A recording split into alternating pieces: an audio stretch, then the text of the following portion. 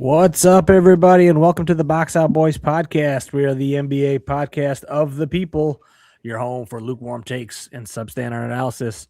I'm Titus Two Shots Dominguez. With me tonight, it's Chris the Stats Man Gorman. Hit him with the stats, Cruz. Hey. There's only a few players that are averaging 20 points per game, 7 rebounds a game, and 5 assists per game. Only one of them still in the playoffs, and that is Julius Randle. So, if an NBA franchise is really looking to kind of get a jump start on next season, he could be a pretty valuable piece for a lot of teams. Wow, here we go. Selling them out. Already started. And his lawn bodies his neighbors like Nas Reed bodies Wemby in the paint. It's Joey McCroskey. Get that, Joe. That's good. That's a good one. It does. It does. I knew you'd be happy about that. It elbows you right in the face, right when you see it. Right in the face. That was different. That was Wemby on The throat. The throat, right in the throat.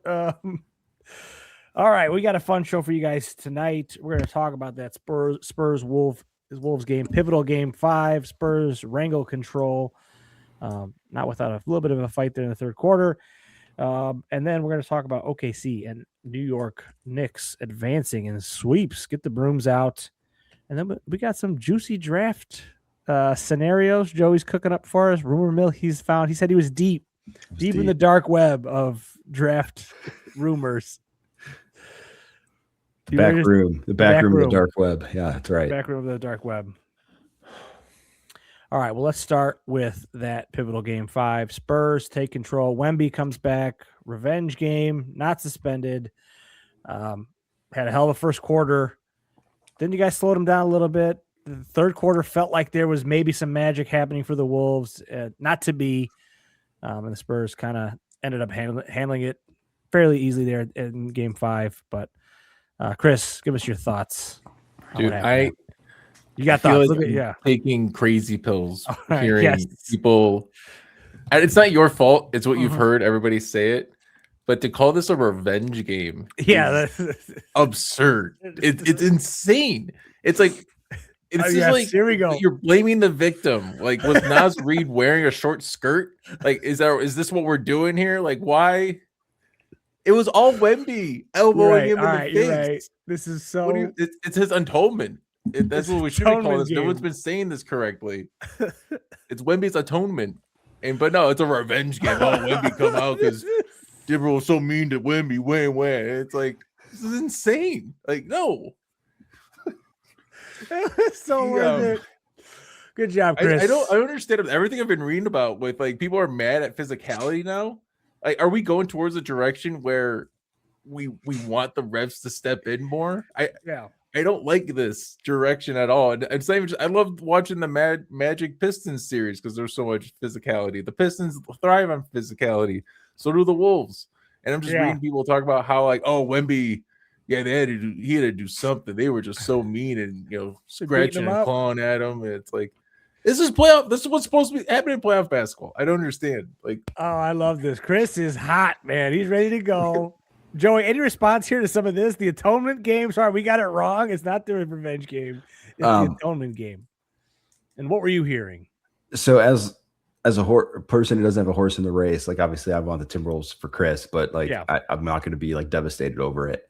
Yeah, I found it also equally annoying at the glazing that Wemby was getting last night the entire time. I feel like the Spurs didn't win that game because of him. I felt like there was a lot of other like strong contributions from the role players that were more impressive. Like coming out of that run in the third quarter that the Timberwolves laid on them, like they didn't score for like 4 minutes, it felt like. And then when it came time to do it, like Wemby wasn't the one that kind of just like stopped the bleeding and put it on. Like it was Castle. It was Castle and Vassell and Harper with just like head down. Everything was downhill at that point. Everything was right to the rim. Like I feel like he just gets all the shine because he's like the guy, but Wemby. He's very tall. Yeah, he's very tall. I also like I feel like because he's so like flaily, he doesn't get called for a lot of fouls because like his body is always like far away and his arms are reaching over. And I feel like there's a lot more contact that he should probably be getting rung up for. I don't know. I wasn't a big fan of I'm calling it glazing because I felt like the announcers, I felt like Reggie and them were just all over it. And then after the game, they were just all over it again. You know, the revenge game nonsense. Like, dude, you elbowed someone in the face. You're lucky you even played in the game. Like, yeah, all right, true. You probably shouldn't have played in that game, in my opinion. Like, I know it might have changed the series, but you looked a dude in the face, lifted your arm, and straight up swung it into him. Like, that's pretty rough for me. I don't know. It's playoff basketball. It should be physical. I agree, Chris. It's not a revenge game. It's not an atonement game. It was just a game. It was a game 5, and it should have been tough. But I would go ahead, Chris. Sorry, no, Titus, go for it. No. So just on that point, real quick. I mean, again, I like the way Wemby came out. I think he came out aggressive, playing strong. I do get what you're saying, Joey. There was quite a bit of glazing there from Reggie on the broadcast. I have no problem with the physicality that the Wolves brought. I felt like that was a great way to meet Wemby where he was. Like, Wemby was coming in hot, and especially Naz Reid, that one where he just bodies him back like a foot and a half going to the basket. I think it was early in the first quarter or second quarter. That's playoff basketball right there. And I think Reggie commented on there when it happened, like Naz Reid told him, get in the weight room, son. Like, that's what it is. Like, dude, these guys are going to be all over you. I get it. You're getting hit. You're getting frustrated. That's where the elbow supposedly came from, whatever. He seemed to handle it better in this game. You know, obviously they're winning there, so maybe it makes it a little easier. But I thought he played great. Revenge game's probably a bit strong given the context there. It feels like a revenge, though. He came out like it was a revenge. Yeah, he came out like it was he had revenge. 18-point first quarter. Yeah. So, like, yeah, no, I don't fault. That's why I don't fault you for saying it, but it was just. How did that feel though when you, like, obviously he comes back and then he just comes out and just rips those 18 points there? Was it like a little bit of? Were you nervous a bit as? I was expecting it. You were just like, all right, honestly, here we go. with this Wolves team, when it was tied 61-61, I was like, yeah, this is kind of what I expected to happen. I expect them to have a hot start and to come back at, you know, whether it was second or third quarter, the Wolves would come back and kind of make this a game. The one piece that we're really missing is Julius Randle is a shell of himself. He's been the worst second option that's still active in the league. And it's really hard to, you know, what Edwards, he had 20 in this game. He had 32 and 34 in the previous two. He's playing at like 65%. Yeah. Right. He was doubled on every play. Yeah. He's getting mauled, which is fine. This is playoff basketball. He's not going to start elbowing. What's going on with Jaden? I felt like Jaden was doing his best Karl Anthony Towns last night. A couple real silly fouls. He's been like that. Is he like 2 really good games per playoffs, and that's like his ceiling? Like, he gives you 2 like shocker games, and everything else is kind of mid. Because his primary thing is about defense, right? So you think that's where he's got to focus, but he keeps flailing his arms and getting dumb fouls called on him. So yeah, he is kind of like the Towns. That sucks to hear it like that. But it's true. It's true. Yeah, but last night I felt like it was like really obnoxious, like that a foul on the 3-point shot with like late in the third quarter or early fourth quarter, whatever it was. It was just like, why are you anywhere near that? Like, you had no business being in that area. It does feel like you said, Randall, if he's not showing up, if these guys aren't having great games and the supporting cast for Ant, it does feel like the Spurs can then isolate Ant so much that it forces Minnesota to have to work for everything, and it's just not working right now. You know what I mean? At least in game 5, it wasn't working. Yeah. No, the third quarter was nuts, where it was a 12-2 run and then a 32-10 run by the Spurs. Freight train Keldon Johnson just 2 for 2, 4 for 4 from the free throw line. Nobody was going to stop that. I don't know how you stop that because they're not calling charges. I think DJ tried, but they weren't. You know, I thought maybe I don't know what a foul is anymore. I don't understand this sport that I watch. No, it's weird, man. Know? There's not a lot of consistency across the board, not just in the series, but in the playoffs in general. And that's becoming everybody's echoing it. The players are saying it. Like, we don't care. We just want to know like what it's going to be. Just be consistent. Well, and you can tell like how microscopic they were managing this game. Like, Wemby does need to get to the weight room, but maybe he doesn't have to if the refs are going to bail him out. You know, whenever he's slightly pushed, like the delay of game push that Nas got was, I don't know, but I feel like that happens every single time, every free throw. It was just Or he got that flagrant early on. What was it? The first couple of minutes of the game. Gobert got the flagrant. Gobert, yeah. Gobert and the play right before that, Castle goes into Edwards on his three, but apparently since he gave him landing room, I don't know, how much landing space are we supposed to be giving players? It's a weird one. Like, the 2 feet radius, like this is crazy. It just seems like if you land on the guy's foot, you're going to get called for it. Yep. But exactly, Wemby landed on his foot, and like Gobert's, I don't know. Yeah, they wear size 20 shoes, both of them. Yeah, the guys are big, man. Yeah. They have big feet. They're gonna hit. It wasn't like Zaza. Zaza, when he did it to Kawhi, I'm pretty sure his foot was over the 3-point line. Zaza's feet were over the 3-point line, and he slid into he was where the takeoff was. Yeah, and like Gobert is nowhere near the takeoff line. Yeah. I feel like that line should have been the indicator of like this isn't a flagrant call. Maybe they'll look at that because that's and adjust that. Because now the price suspend them. Really weird. They'll probably suspend them, right? You could just tell like.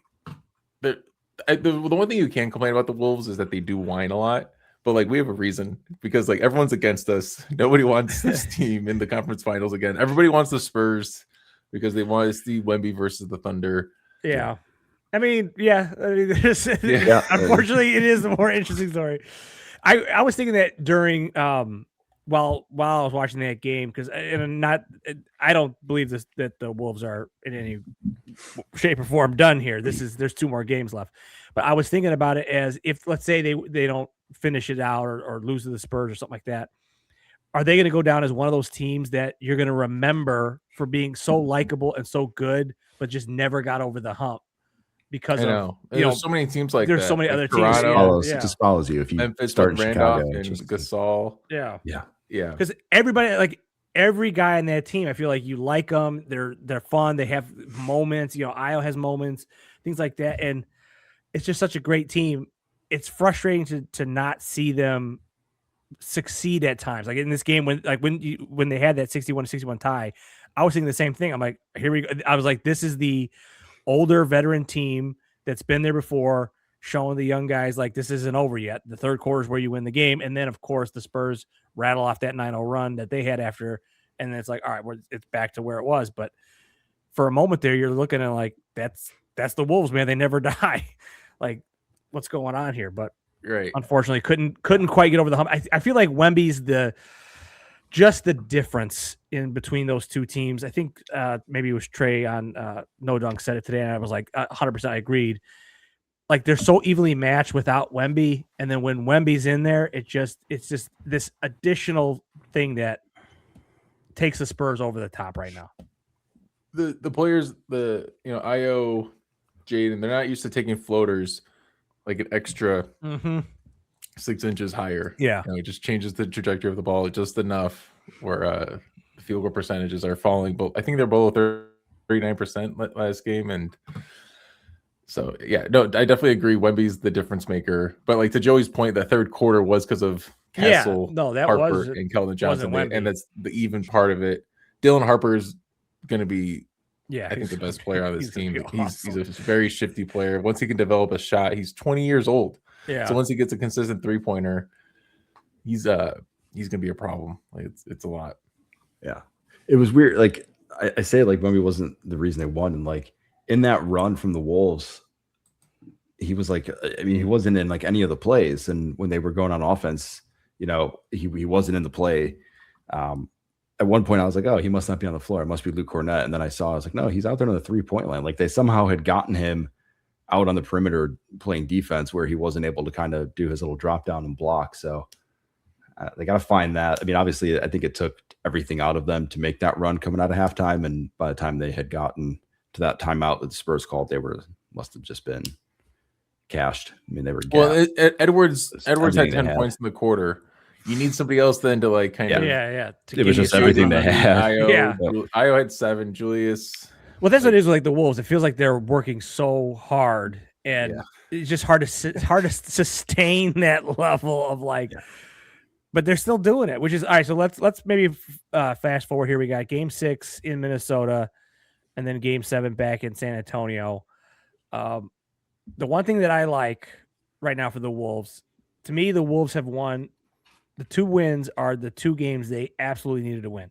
They needed to win game 1, set the tone, and they had to win the game that Wemby fouled out of, right? Yep. Like, or they got tossed. You can't lose that game. You lose that game, the series, I think, is just about over.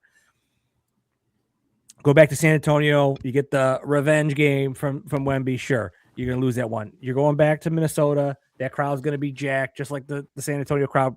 By the way, the 2 best crowds, I think, left in the playoffs. These are awesome environments, except for the Spurs can't get back. Fans can't get back at halftime. Yeah, that was crazy. Yeah, that was crazy. Like half the stadium was empty. But because of that, to me, if the Spurs don't get it done in Minnesota, I trust the Wolves in Anything game can 7. happen in game I trust 7, right? I trust those guys, and I trust Ant. Like you see some flashes from Wemby where he looks young and not ready, and same thing with the rest of the team. Even though they're playing out of their heads right now, don't let it go to a game 7. Is all I'm saying for the Spurs. I'm surprised to hear you be this positive about the Wolves on it. I wasn't expecting to this degree. I just if I'm if I'm a Spurs fan, right, or if I'm a Wolves fan, I'm thinking the same thing. I'm going, don't let it get to game 7 because that's the team I trust in a game 7. I mean, it's game 7, anything can happen, and Wemby might just be too much, whatever. But there's flashes in these games where the Spurs look young, and like I said, the Wolves have won the times that they needed to win. And if it comes down to a game 7 and need to win, I don't know. That's when they do their best. Yeah, right? that's when they do their best. And so maybe. But this game, honestly, this game 5 felt like, oh no, the Wolves lost the series. Like, oh wait, no, it did, yeah. There's still a game 6. Everything, it's still 0-0. Yep. Next game, it's another wrinkle. Another like weird superstitious wrinkle is how the Bucks 2021 season with Dante getting hurt, the star player Giannis hyperextending his knee. They also went to game 7. The Bucks lost game 5 at Brooklyn, and then they won game 6 at Milwaukee, and then won in overtime at Brooklyn when KD stepped on the foot. Yeah, right, our foot on the line, right? Series. So we're still following that against the team that should have beaten them, right? Yeah, right. Especially the Nets at that. The Nets, people forget about that Nets team. So, no, Joey, what do you think about that? Is there obviously 2 games left here? Is there still some life, or is this kind of what did the Spurs take control? Yeah, it's. I keep kind of falling back to it. I think Wemby's the difference, but if he doesn't have an absolute perfect game, and like we said, like. Game 1, they managed to kind of keep him in check long enough that they were able to, put the runs on when it counted. So I think they win game 6, Minnesota. I think they're going to come out just, fired up. They're at home again. Chris, you'll be there, right? In person. Yeah. Chris will be there cheering at the Wolf coming down from whatever pedestal he's on in the stands. But yeah, they get to game 7. Like that's a lot of pressure for that Spurs team. And Minnesota has been there, done that against some really good teams with really, dominant star players. And they have not, they've managed to fare pretty well in those games. So like you said, it's a coin flip when you get to a game 7, but like, if you're a betting person, you're probably saying, hey, I trust the Timberwolves. They've been there, done that until San Antonio shows me different. Yeah. Why would I go somewhere else? I think that's the thing. Like when you talk about like this series going to 7, it's like, well, the Spurs would win a game 7, but if you look at it like game by game, the Wolves win game 6. People are going to be like, no, it's gonna. No way, the Wolves can win. Yeah. So the tide changes, and that's to me why this is a must win for the Spurs, and I don't know if they're ready for it yet. I felt like. Going into the playoffs, that OKC was going to be their welcome to the NBA, or playoffs series. What is Minnesota? But it might be Minnesota. No, for the Spurs. But it might be Minnesota. It might be Minnesota. We're like, hey, you're not ready yet to get great. You guys had a great season. Dylan Harper, you look like a superstar in the making. Wemby, you're going to be unstoppable at some point. Yeah, but here's not yet. Finger. Yeah, but hey, this is game 7, brother. We've been here multiple times. I kind of love that. I guess to just play the contrary, because I hate having to be the contrary on this. On the Wolves, but but I feel like the Wolves are like the wall or the welcome to the NBA moment, but then the Spurs conquer it. right? Then they actually get past it. But that's not how the story goes. You're supposed to lose the first time. Lose the first time. But maybe they're avoiding. Maybe they're skipping. I mean, that part. in all honesty, I do feel like the Spurs might win Game 6, and they might have done it because Wemby might be too much. I mean, they're favored. I'm sure, by like 9 or you know. But that's the thing with them. Like that's the young team thing. Is that if you don't take care of it, we saw it in the freaking. I mean, they're not a young team, but Boston didn't take care of the 76ers, and that's it. And then what happens? Because the Sixers had a veteran team with Paul George and Embiid, have been around for a while, so. And that's kind of my point, is that you just don't give this Wolves team life if you're the Spurs. You need to take care of business. And if you don't, you're going to have a formidable opponent in your gym for Game 7. No, I appreciate this. I feel more excited now for Game 7. Or you just say it, Game 7, baby. You know? Well, I'm ready for Game 7. I felt like in that run in the third quarter when I texted the group chat and said, "Rip their fucking souls out." Like Chris, like the crowd was so quiet. I was like, man, they're like one play away from this being over, and I felt like it was like Ant went into the paint at one point, and he was kind of dribbling around. Then he backed out a little bit, and I was like, oh god, like just do it. I was like, if he goes in there and dunks over Wemby, this game's over. Like I just like visioned it. Like he kind of did his little back out, the small dribble. And I was like, he's getting ready to run in there. I just feel like they need like one of those catalyst moments in Game 6 from somebody, just kind of in your face, like against the Nuggets, like they were kind of talking their shit and strutting their stuff a little bit, right? None of these guys can play defense, and they were all up in there. They had the bravado about them. I feel like they need to kind of have that moment. That's gonna kind of. I'm thinking maybe get it back in Game 6. Yeah, Julius Randle needs to be that guy. Because Dante would have been that guy, and Edwards would have probably been that, or try to go for that dunk, but he's not. He's just not. Yeah, he's just not there.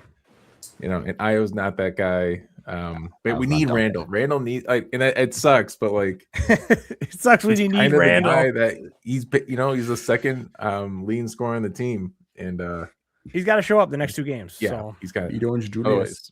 Otherwise, this is a lot of trade scenarios goes up in the offseason if he can't, because this is annoying. Yeah. He doesn't get blocks. Like he had a couple of body good body plays on the defensive end, Randle, but yeah, he can be a frustrating player sometimes. Yeah, a lot of times. Well, lying in wait for the winner of this series is OKC with a sweep, and lying in wait for the winner of the Pistons Cavs series is NYC with also another sweep. 2 teams that frankly look like they're on a collision course for the NBA Finals. I know we talked about pre-pod, maybe not too much to say just yet in these series. They seem to be kind of ho-hum. We knew they were going to take care of business, and they did. But Joey, anything from these series that maybe caught your eye, or is this like maybe New York? Is this really New York right now or not? OKC had obviously the better team. They were going to beat the Lakers. Yeah. No Luka. 9 out of 10 series without Luka, right? It was going to happen. What surprised me is the amount of points they were able to give up to guys that you normally wouldn't see score points. Like Rui had an absolute banger of a series. Yeah, it's true. Marcus Smart gave Shea fits from time to time, like absolute fits, right? They still did their thing and everything worked out well. But like if you're the Spurs or the Wolves and you're looking ahead, which hopefully they're not yet, but if they are, you're saying there's pieces that the Lakers had that were able to succeed. If they would have had a superstar, that next level scorer, this series probably looks a little bit different. Now, again, maybe Rui doesn't have as many opportunities if Luka's playing right, but when you're looking at it and you're like, a guy like that who can play inside, outside, and is putting up shots and like they're letting him shoot, and just their defense, I guess, showed some cracks in my opinion. And if you're another team looking at it, you're like, how did they manage to get their role players involved like that? So yeah, OKC is going to be favored in either of those matchups if it comes. But I think there's probably something to take away from it. The Knicks, 76ers are bad. The fact that they beat Boston, I don't know, pretty good. I'm sorry, dude. Boston, no, it's all right. Yeah, like, you can't go for it. Jaylen Brown, like I don't, whatever, someone's got to happen in Boston because like you got beat by this team and just went and got absolutely smoked. It's embarrassing. Smoked by them. It's embarrassing. I think it all kind of hinges on their run further as if OG makes it back. I saw something today that said there's a chance he makes it back for the next round. Maybe doesn't, misses the first 2 games, but they kind of need him to do what they do in terms of, having him be kind of their quasi center, kind of, roam around if Cat's out or Mitch Robinson's not having great games. So I want to see Detroit, New York, because I want to see the rematch from last year. I just want to see that. I have no desire to see Cleveland play them, but I do think you're on a collision course at this point between those two teams. Yeah, it feels real. Chris, OG was balling out. Like that guy was looking like the second best player on the team. Really third. The Knicks have looked fantastic. Towns has been playmaking his ass off. Brunson has been facilitating a little bit more. I think if he averages under 30, it's a good thing. I should check his usage. Still 31, which I think is kind of his average. But he just whenever he like plays too much hero ball, the team looks terrible. But if they can actually distribute more, it looks fantastic for them. What was another player I wanted to call out for this team? I've just been excited to see if the Wolves could meet the Knicks in the finals, so I can call you Can't Lose Chris. That'd be pretty cool. But yeah, let's not talk about that. We'll wait for that. Yeah. I guess Deuce McBride. No, all right. The next OG needs to come back if he doesn't. Towns and Brunson can maybe hold it down a little bit, but they've looked like the front runners. They've been crazy. They're averaging. They're both the Thunder and the Knicks are averaging 120 or more points per game, and then the Spurs are third with 114. So they're a mark above the rest. But the one thing I wanted to say about the Thunder, I think Jalen Williams, the quote unquote good, the higher paid one, is supposed to actually come back. He had a post, like on Instagram, I think, just showing his jersey. So if he might make a comeback, but even without him, AJ Mitchell's averaging 22. He's been playing pretty good. Chet, gets 20. But Joey, I like your analysis saying how you do see the cracks within the team. It's really smart, and it is weird to see Jared McCain was the fourth most points at 11.5. So it's really just those big 3, and then you sprinkle in 3 to 5 threes amongst 8 other players a game, and then you just play lockdown defense, and that's how you get wins. So. But the Thunder, they're just an annoying team because they generate so many turnovers. Even in that Lakers series, everyone's complaining about the free throws, but it's not about the free throws so much. It's about the turnovers, and just trying to be better with the ball. But Rui played himself into a new contract. This guy shot made 16 threes out of 29 attempts for 55%. He played out of his mind, and but they still can win a game, but. Yeah, well, he wasn't playing the last play, right? Everybody was giving JJ shit for that. Oh yeah, I saw that going around. So weird. It does feel like a bit of a collision course here. Obviously, there's going to be 2 other teams that have something to say about that, but the Knicks and the Thunder have been playing the best so far in this playoff. So good for them. They lie in wait. I will say one thing I thought of.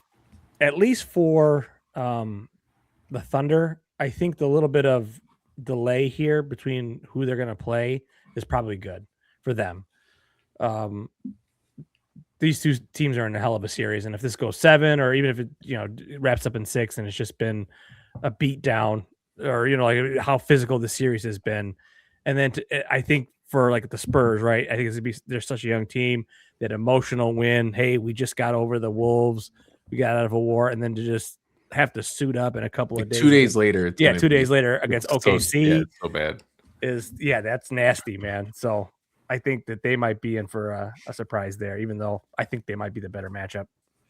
But we can talk about that when it happens. Definitely something good to talk about there. So if there's anything else on those 2 series, we'll wait on the Cavs Pistons until that goes final, at least tonight. I don't know if it's wrapped up yet, but it is not. Tight game. Tight game. Ooh, tight game. All right, so no game talk. But Joey had some. Business should pull it out, but anyways. No, I think you're right. Hopefully they do. Joey said he had some juicy draft scenarios. All right. So the premise of the first article I read, and keep in mind the premise of this was not from any sort of reporter or reputable source. It was just just the internet. It was just the internet pondering that. Yes. Are the Grizzlies the only team in the top 4 that have a true definitive need going forward? Okay. The theory being, the Wizards have Trae Young and Anthony Davis, just made that trade. I hate it already. The Jazz have Markkanen and Ace Bailey from last year and Walker Kessler. The Bulls, again, whether you agree or not, have Giddey and Buzelis and have said we're doing a rebuild. So they need nothing else. The premise was, hey, these 3 or 4 teams here potentially could, I'm going to say a weird word, but could inbreed amongst themselves here and just kind of trade around. And it would have been less weird if you didn't call it out. Are there potential scenarios between these teams or maybe some outside teams from not in the top 4 that there could be something happening here and some shakeup? So I started searching the deep web and found some picks or some trade scenarios that involve kind of swapping of these 4 picks and other things. So I'm going to read them.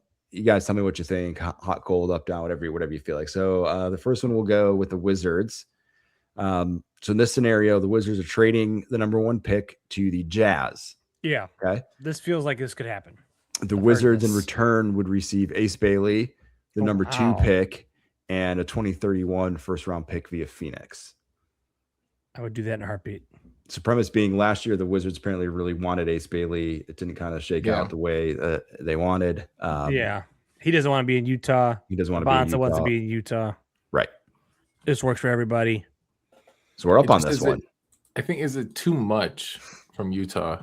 Yeah, I feel like Utah wouldn't do this, but if I was the Wizards, that would do this. Who else can you say what was in the Wizards side again? Was there anybody else? Ace Bailey, the number 2 pick, and then another pick down the road. No, sorry. Who did the Wizards give to Utah? Nothing. Just the number 1 pick. Just the number 1 pick. Just the number 1 pick. So maybe basically saying, hey, Utah, you want AJ Devonta so bad, you can have it, but it's going to cost you Ace Bailey in the 2nd pick. That's crazy. If they could do that, I feel like you would do that. Because then you take Peterson and you're like, all right, we're good. So this is the Jazz saying they're essentially 1 player away. Markkanen, Kessler. Seems tall. Yeah. Well, because I had heard this sort of rumor, and if everything sounds like, and everybody was kind of reading the body language of Devonta at the draft lottery thing. If you're Utah and that's your guy, I feel like you should at least try to go get him. See what the price is. Like, hey, are you really, are you guys taking him? What's the deal? If you are, what are our options here? Because they do have a treasure chest of things that they can offer. I'd look into it. I mean, that feels like it's high. I'd be down. There's a player they could throw in there, whether it's Bub Carrington, Bilal Coulibaly. Somebody. If Utah looks at any value of any of those players, I don't know if they do. But if they do, just naming guys. I feel like at that point, if you're the Wizards, then you'd say, fine, we'll just take Devonta then. All right, well, good. I don't want Peterson. I don't know if you guys have any strong opinions on, and I don't care that much about analyzing the stuff too much, but I saw what I saw with Darren Peterson. I like that. I saw what I saw. And people are like, it's water under the bridge. He looks not past great. The eye test. It looked bad, and if it goes bad with him in the pros at all, he's gonna have the worst body language. Everything that we've ever we're concerned about is gonna come true. I feel like the negative is more negative than the positive. The positive is generational talent. Yeah, multi-time All-Star. He just feels like the most volatile. Like he's the guy. If you got the stomach for the risk, it might be worth it. Yeah. But at the same time, if you're a team that doesn't want to flip the coin, I think there's other guys. It's been great as a John Morant replacement. Yeah, he's perfect for what Memphis is looking at right now, which is they have nothing compared to what Joey was saying. They had no players play over 70 games. Sorry, they had one player play over 70 games last year in Cam Spencer. What a crazy. He was eligible for all the awards. All right. Yeah. Next scenario for the Wizards. This one's good. I kind of really like this one. So the Wizards have an idea then. Receive Giannis. And the number 10 pick from the Bucks. Oh. The Bucks in return receive Anthony Davis and the number 1 pick. Oh wow. I don't know. So what are the Bucks' rationale? They get the Bucks' rationale is Giannis. Bucks' rationale is Davis. We're done with Giannis. We'll take Anthony Davis, get him off your books, trade your one bad contract for another, whatever, and then we get the number 1 pick. But then in return, the Wizards are saying we can find value at number 10 to pair with Trey and Giannis. That's the part I think it doesn't hold water from the Wizards side, because if they were closer to winning, sure. But you're saying Trey Young and Giannis in pieces and Bilal Coulibaly and where else I already said. I don't know, man. I think I'm out on that. All right. So we'll take scenario 1. I mean, if you're the Bucks, 100%. If they 100%. Say yes to this, you're like, yeah, go ahead. Yeah, the first pick. Right, your first pick resets everything. All right, you guys want to go to the Jazz or the Bulls? Jazz. Save Bulls for last. All right. We'll go Jazz scenario 1 here. So the Jazz, these don't involve any inbreeding. So these are the Jazz going outside the top 4. So the Jazz receive Joel Embiid from 76ers. Oh wow. In return, the Sixers get Walker Kessler, Nurkic, some other stuff, the number 2 pick, and some first round picks down the road. Feels like way too much. Yeah. I don't think Embiid has that much value. That juice. And then the Jazz, what are you doing? You're like, so the Jazz are basically giving up on Walker Kessler in this, essentially, in the number 2 pick. Saying, I liked what you said with Walker Kessler, Nurkic, and then maybe like a pick or something. But that's kind of it. You don't need to add any other stuff, right? Anymore. Yeah, you're basically saying we've got Ace Bailey, Markkanen, Embiid. And that's kind of a perfect team for Embiid. Jaren Jackson Jr. He's only going to play like half the season. Then if you have all these other guys kind of getting the minutes, and then you have Embiid coming in playoffs, that's not okay. Do you really want to interrupt this young core that you've been building up for a shot like 6 years now? Just for the 6th seed to come in and ruin it. Yeah, I'm out on that one from the Jazz side. Yeah. Scenario number 2 for the Jazz. It's almost the exact same thing, but instead of Embiid, Danny Ainge is knocking back on the door of the Celtics, and they're asking for Jaylen Brown, and they're giving up Ace Bailey in place of Cody Williams here. So the price is a little higher for Jaylen Brown, but Jaylen Brown gets his own team. They get Utah good scoring guard. They get Jaylen Brown. Yeah, they get good spacing. They got Jaren Jackson Jr. Markkanen, Donovan Mitchell 2.0 in there. Jaylen Brown. If I'm the Celtics, I'd do that. I think. Who are the Celtics? I was focused on the Utah. They're getting essentially Ace Bailey, Walker Kessler, and the number 2 pick. And the 2. Okay, yeah. So essentially, you're taking the really big name, but you got to give up the number 2 pick. And you go get Peterson, the 2nd pick, right? I guess. So essentially, the theory behind this is that you're Williams or Peterson or Boozer doesn't really fit with what the Jazz need. So why take it when you can? Don't tell his dad that. I think Carlos actually works for the Jazz as like some kind of ambassador or something. Probably. He's an ambassador. Oh man, I don't. Well, if I'm the Celtics, I think I do that.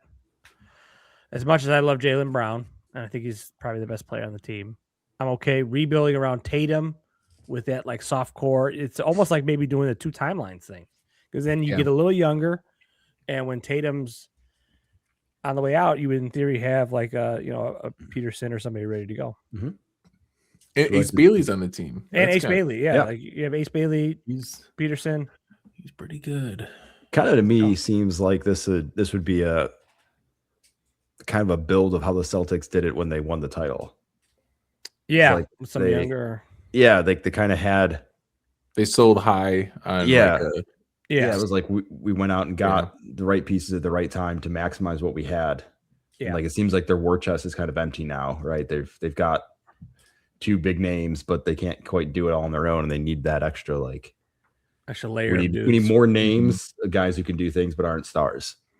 Yeah, I can't imagine them rolling out Luka Garza and Neemias Queta as the front court again.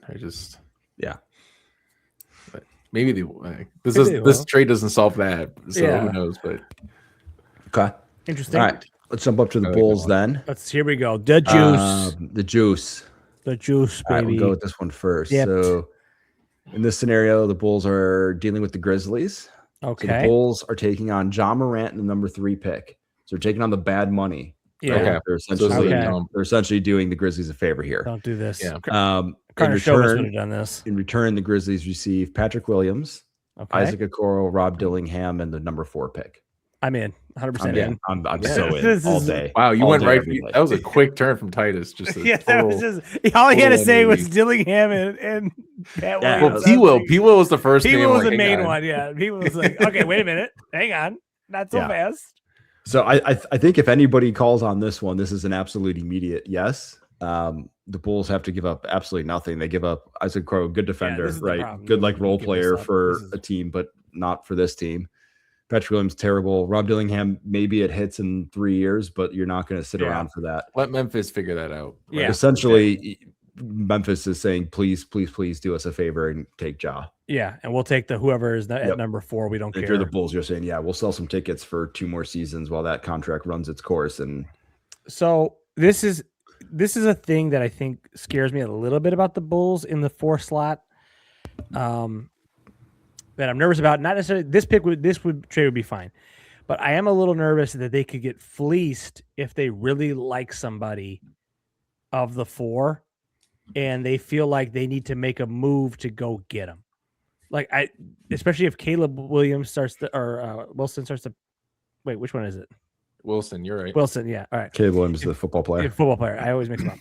If Caleb Wilson starts to get some juice and Memphis in particular says, hey, we're looking at him at number 3, and we're going to let Boozer slide or Peterson or something, and the Bulls really don't want those guys. Could they maybe then turn the screws on them, get a little, a young GM, a new GM? So I think what's good is I would be nervous about that. Bryson Graham has come out and said, after everybody was so excited about them getting the number 4 pick, said, hey, I just want to just because we got the number 4 pick doesn't mean we're back. This is an exciting piece and a really good building block, but this does not change our timeline. This doesn't change our direction. We're gonna get a guy and that's it. So I'm hoping it's a good start. Him coming out and saying that is we're not going to fall so in love with somebody that we're going to sell the farm just to get him, navigate through something. Okay. To me, that read as, hey, if it's Peterson at 4 and he's the one that's there, and that's what we think is best, we're going to do it. If it's Acuff that's left there, fine. If it's Boozer that's left, they don't seem like they're going to sell the farm for it. So I'm hopeful that your fear is not real, but I hear you. Who do you think they're going to fall in love with? I think Caleb Wilson is who they're going to fall in love with. I don't think he's going to be there, though. That's what I'm afraid of. I think all the mocks have him at 4. I think they're going to really like him, and I think somebody in that 2-3 slot is going to go, hey, we kind of want Wilson. Yeah. And if they take Wilson, then Boozer's he had good measurements and pretty good speed time. I thought his thing was going to be a little less athletic, but he had pretty good shuttle times for whatever that's worth. I think I'm kind of with Joey. I'm okay with whoever drops to 4. Yeah. I have guys that I would prefer, obviously, but it's probably not worth the risk of taking on a John Morant wild card thing. Let's let the other teams make the decision for us. And especially if you're, I don't think he thinks this way, but a new GM, if you have that decision made for you, it's really not on your shoulders. It's not like you go, oh, well, that was who was available. They were consensus number 4. You're not going to take a ding. So it's a little safer. Yeah. So here's their second scenario, which I think probably fits with that fear. Okay. It's a little bit more aggressive. The Bulls go out and get the number 1 pick from the Wizards. Okay. In return, they give up Buzelis, the number 4 pick, the number 15 pick, and a swap in 2029. Oh, man. That to me is kind of figuring out they fall in love with the Bonza, whoever, right? And they have to have them at number 1. basically they're giving up on Buzelis and they're trading away their 2 picks this year. Yeah, I hate that. That would be a huge I hate this one. cost. The Buzelis part isn't the one that scares me, actually. Like, I like him and I think he's good, but the 4 and 15, there's like, that would be the one where you'd be like, the 15th pick can look pretty good. I know Yaxel has been getting a little nuts for like 12 practicing well. Yeah, some report I saw. I would like Yaxel at 15. Yeah, I really want to see them. I really want to see this new guy turn 4 and 15 into something that works. Like, they don't have to be both superstars, but it'd be really nice to see 2 very good basketball players. What I was kind of seeing this might turn into is Wilson at 4 and then Yaxel at 15, but it's gonna be like a Tyrese Thomas, Taj Gibson situation. Yeah, or then you go to Cam, you're like, oh, Taj is way better. Yeah. You know immediately. I think in this scenario, the fake scenario, the cost that you have there is way too high. I wouldn't do that. But I certainly, if I'm the Bulls, I might ask the Wizards, hey, what would it take for number 1? Yeah. Well, like if you just swap 4 and some and like a Modest or something and got where like had the chance to get the Bonza, I think I'm okay with that. Or your pick of the guy, whoever you wanted. Yeah. I don't think I would go up there with that idea. I think if you really were like, no, DeBonza's head and shoulders above everybody else, and I kind of think he might be, not like crazy, not like Wemby or anything like that, but I think he's definitely the best prospect of the 4. I have a weird thing about DeBonza. I saw like his block rate. Okay. I think he had fewer blocks in ACUF in college or something. Yeah. And it just reminds me of Julius Randle. Just like, is this like a guard? Is this like a more versatile Julius Randle? Like the defense is, it might be, and and he dribbles the hell out of the air out of the ball. So he just did stuff with the like athletically that he put blinders on me. So I'm gonna preface that like everything is. I just saw him do a couple of dunks. I'm like, sign me up for that. Let's focus on the offense. He looks fantastic, and but there's some deficiencies there. Yeah. Those are my scenarios. I'm excited for this draft. I'm excited the Bulls move up to 4. That helps my excitement. But I'm excited to hearing everybody is saying like the first 15 picks should be all names that you'll see in playing in games next season. I saw I forget who was on what pod I was listening to. But there's like an 18 player draft apparently, and there's a drop off after that. So having 2 picks in the this could be. I mean, I think you're right, Joey. You're talking about like because the Bulls are drafting so high, this is what makes it exciting. But this could be a huge turning point for the Bulls if they get it right. The goal next year is to just not be a bottom 3 team, right? So don't be in the relegation zone. What do you guys think of Mara from Michigan? That was another guy I heard brought up. Oh, Ade Mara. Yeah. He's like 7'3". He actually had slower splits than Zach Edey. Oh, okay. There's like a comp with him. He's like 40 pounds lighter, but they're the same height. That's not good. And he had like worse shuttle time. He's huge though. Yeah, I know. He's 7'3" with a 7'9" wingspan. Could be interesting. I liked him when the Bulls were probably going to have like, what was it, the 8th? Yeah. Okay. Yeah. But at Or 4, 9. it's like, well, Caleb Wilson. Well, no, I'm hoping maybe at 15. I don't know. I don't think he'll be there at 15. Oh, I don't think he'll be. Yeah.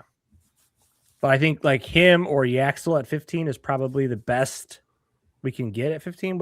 Any other names you're hearing for 15? No, Yaxel's been the big one that seems to be floating around. He's good. He seems like the perfect Bull fifth year player. Oh, those Wallers, they don't even have a coach yet. I thought it today. I was like, we don't. Well, it's because the coach is still trying to beat the playoffs. Spurs. So that's what it is. They haven't figured that part out yet. We're over here talking about players. Like, what does the coach want? I think they figured it out because there's been no news about it, right? And they're not talking about there's another round of interviews. Yeah. There's been nothing. There's been nothing. Unless they decide to be smart and say, hey, we're going to hand it over to the vice president of basketball operations and let him choose. Yeah. Do you guys got a favorite at 4 that you're hoping for, or not really? I honestly don't care. Like they don't have a need. Yeah, like a specific need. They have a need for anything and everything. So whoever's left, like out of those top 4, like I'm content with it. Okay. You have maybe an excitement rating? Like, all right, if they got him, I'd be the most excited. If they got him, I'd be the least excited. I think I'd be most excited for Boozer. Okay, interesting. And I don't know why. I feel like it's just like a good fit. I also, it kind of feels like my guy. A lot of He's people got the highest floor. Yeah, and a lot of dumbasses are calling into their radio station, be like, "Oh, well, his dad choked out in fourth quarters constantly here." It's like that was Boozer. Like, he's good. I hate that. I'm like different people. Okay, you gotta stop watching or listen to 6-7. Score. Yeah, I'll switch anytime they start taking phone calls. I'll listen to like 2, and then I usually change to the next one. And if they're both taking phone calls, then I turn it off completely. I'm like, I'm not listening to any of this nonsense.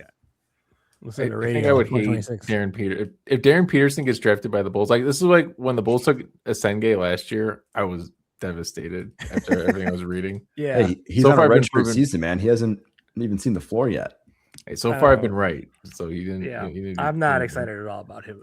No, but he's Peterson, I would be like, okay, we're gonna have to go through this. So, but Titus, do you have one? Do you yeah, I mean, obviously the Bonds would be my most favorite, but it's not gonna happen. But of the guys that could happen, I actually think I'd be a little disappointed about Boozer. I wouldn't be so worried about it, but I think because it's like I feel like he has the lowest ceiling, the highest floor, lowest ceiling.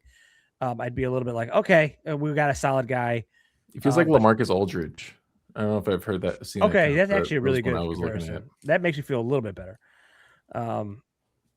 But I think we traded LaMarcus Aldridge. Yeah. Caleb Wilson is the guy I think for me that I would be really excited for because I really liked him at North Carolina. I'm a North Carolina guy, so a little biased there, but man, I loved him. He showed me flashes too, where I was like, oh man, and he's got that dog in him that I like. He's just a different kind of dude. So I would be really excited. Joey, I think you would really like him. I think he'd be a fun player. But I think it's interesting. I'm nervous Chris, about him. You made a comment, the goal is not being the bottom 3. So like the strategy is like, do you want to be good? Like, does having a higher floor for next year actually more beneficial? So like, hey, can we stack top 5 picks 2 years in a row? If we can just kind of squeak up, like I don't know, that comes into this calculation at all. I hope it doesn't, because I feel like that comes more like in the equal. offseason. Do they try to actually sign Io or trade for Porter or something? I don't know. Do something. Do some of that stuff. Right. Yeah, but I don't think I'd be mad at any of these guys. I think it'd just be.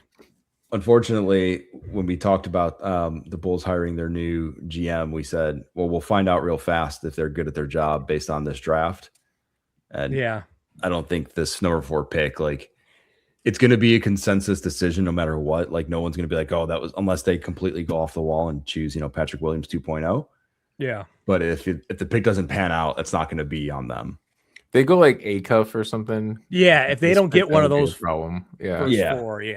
If they decide to do something like that and it doesn't work out, then but well, they're like you said, Joey, this is going to be the number 15 pick is going to be where they get their grade. Yeah, that's going to be their grade. I mean, this is the guy who drafted Herb Jones and the other. I just don't want to. Alvarado. There's one more, Chris. Trey Murphy. Yeah, Trey Murphy. Like he's got a good track record of finding, gems, no-name players, but like good, solid NBA players. So they got a pretty early second-round pick too. Let's not sleep on that one either. Yep. So I'm excited. For the first time in a while, I'm excited for. They've got the most cap space in the league too. Yep. Let's go, boys. We're back. We're back. One season. It's all we needed. Getting that subscription back. Comcast Sportsnet. Oh man. Here we go. CHSN. Yep, got to watch the Sox rest of the season. That's and right. Roll right. Go. 500. Yeah, almost. Home runs. The Reinsdorf special 500. Yep, right where he wants to be. All right, well, that is it for us tonight. Follow us on social media at the Box Out Boys. Slide in those DMs. Tell us who you would draft at the number 4 slot. Be sure to subscribe, rate, and review on YouTube and Spotify and TikTok. We very much appreciate that. So for the boys, until next time. Yeah, go ahead. I got like 60 likes on a video, but no comments. Guys, if you like the video, just comment liking it. It's it'd be nice. I don't I'm know just thinking, we may get some comments, maybe get some juice in the TikToks. Where's the just any? But if I post something controversial, then there's comments. Yeah, right. You know what? If you like the video, comment box out.